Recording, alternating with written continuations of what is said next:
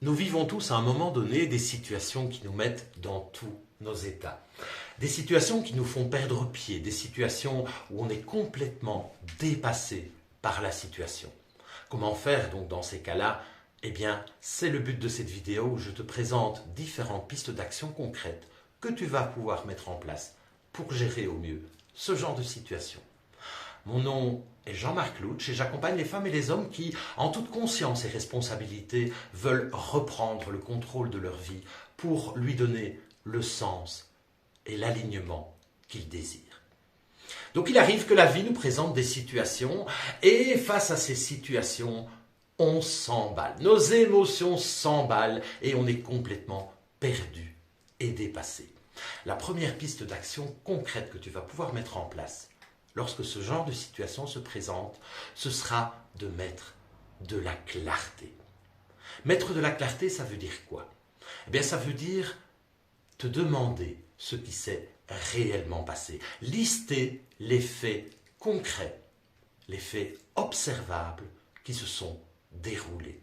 Ce faisant, tu vas déjà prendre une certaine distance par rapport à la situation pour te baser uniquement sur les faits et faire la différence entre ce qui s'est réellement passé et le cinéma intérieur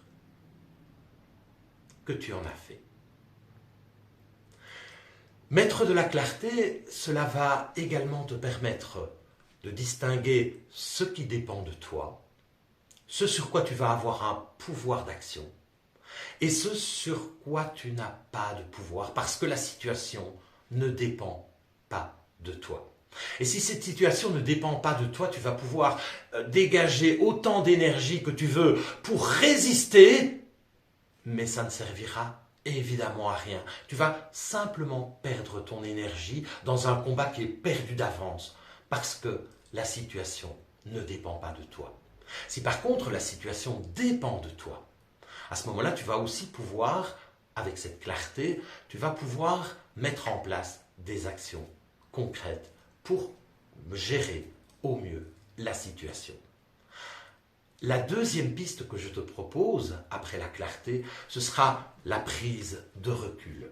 Et je t'invite à ce moment-là à te poser la question de savoir si la situation que tu es en train de vivre et pour laquelle tu te mets dans tous ces états, eh bien, est-ce que cette situation, est-ce qu'elle aura encore le même impact lorsque tu auras 89 ans? Est-ce que cette situation sera un événement décisif dans ta vie? Est-ce que lorsque tu auras 89 ans, tu regarderas encore cette situation avec la même intensité et la même puissance? Il y a de fortes chances que ce ne soit pas le cas. La troisième piste d'action concrète que je te propose, ce sera d'orienter, de réorienter plutôt ton mental. Le réorienter vers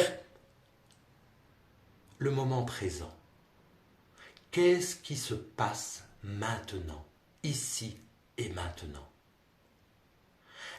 Cela va te permettre de faire disparaître le temps de ta connexion au présent, de faire disparaître tous les cinémas intérieurs que tu te fais, tous les films que tu te fais, toutes les anticipations angoissantes que tu te fais par rapport à la situation. Tu peux aussi orienter ton mental d'une autre façon, en listant dans cette situation tout ce qui va bien.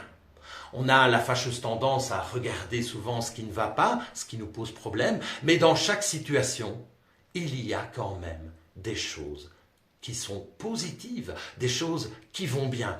Et réorienter le mental dans cette direction-là, eh bien ça va te couper en quelque sorte de tes émotions trop fortes qui sont déployées. La piste suivante, elle va sans doute te surprendre. Souvent, on se fait toutes sortes de cinéma dans notre tête, on a peur de ceci, on craint cela, on oublie en fait que ce qui arrive, arrive, que la vie, c'est mieux que nous, ce qui est bon pour elle. J'ai la coutume de dire que la vie est bien faite. La vie est toujours bien faite et elle sait toujours, mieux que nous, ce qu'elle doit faire pour faire bien. Donc, adopter la croyance que la vie est bien faite, eh bien, ça te permet également de dézoomer en quelque sorte et de prendre la vie dans sa globalité. D'arrêter de voir simplement le petit moment T là sur lequel tu t'écrases pour voir la vie dans toute sa globalité. Parce que la vie dans toute sa globalité, elle est bien faite. Et si on se focalise sur cet instant T où effectivement il y a quelque chose qui nous chipote, eh bien on oublie que la vie est bien faite et que dans sa globalité, elle nous mènera là où elle doit nous mener. Et qu'on peut résister autant qu'on veut à la vie. Elle gagnera toujours parce qu'elle est bien faite et qu'elle sait où elle doit nous mener. La piste d'action suivante, eh bien, je l'emprunte à Clotilde Dussoulier dans son expression « le bus à 2 étages ». Il y a effectivement des situations qui ne sont pas agréables à vivre. Ça, c'est le premier étage. Et si notre mental, suite à cette situation qui n'est déjà pas très agréable à vivre, si notre mental vient mettre une deuxième couche de malheur, eh bien, c'est un peu comme si on s'infligeait 2 fois les conséquences de la situation. C'est un peu dommage.